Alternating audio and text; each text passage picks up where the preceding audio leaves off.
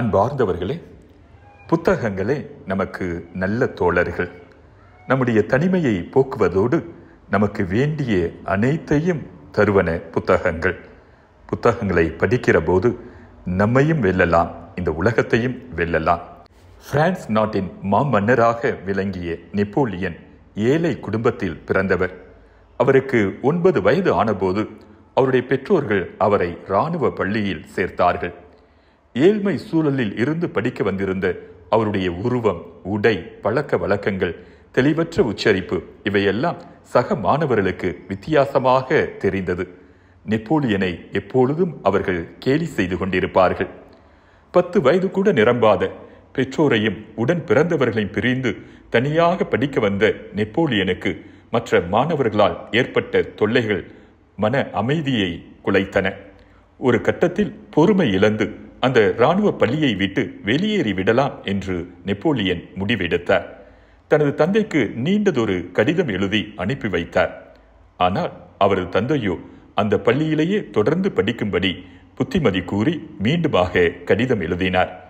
தந்தையின் கடிதத்தை படித்த அவர் மீண்டுமாக அதே பள்ளியில் தன்னுடைய கல்வியை தொடர்ந்தார். ஒருபுறம் தனிமை அவரை வாட்டி வதைத்தது, மறுபுறம் சக மாணவர்கள் அவரை கேலி செய்தது அவருடைய மனதை மிகவும் நிலைகுலைய வைத்தது. இந்த இக்கட்டான சூழ்நிலையில் அவர் தேடியது புத்தகங்கள். புத்தகங்கள் அவருக்கு உற்ற தோழனாக மாறி போயின. ஓய்வு நேரங்களில் நூலகம் சென்று கணிதம், இராணுவம், அரசியல், கலாச்சாரம் மற்றும் வரலாற்று நூல்களை வாசிக்க ஆரம்பித்தார். குறிப்பாக உலக வரலாற்று நூல்களை படிக்க தொடங்கியவர் அந்த நாடுகளின் அரசியல் பின்னணி, யாரெல்லாம் அடிமைப்படுத்தப்பட்டார்கள், எப்படி விடுதலை அடைந்தார்கள் என்பதை ஆழமாக படித்து தனியாக குறிப்பு எடுத்துக்கொண்டார்.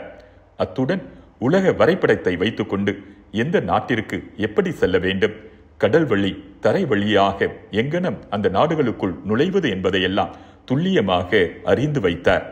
அந்த இராணுவ பள்ளியில் படித்தபோது தனது 15 வயதிற்குள்ளாகவே தனது பிரான்ஸ் நாட்டை பற்றியும் இராணுவம், போர் முறைகள் பற்றியும் அவற்றின் நுணுக்கங்களை பற்றியும் நன்றாக தெரிந்து வைத்திருந்தார். நேரம் கிடைக்கும் போதெல்லாம் புத்தகங்கள் வாசிக்கும் பழக்கத்தை தொடர்ந்தார்.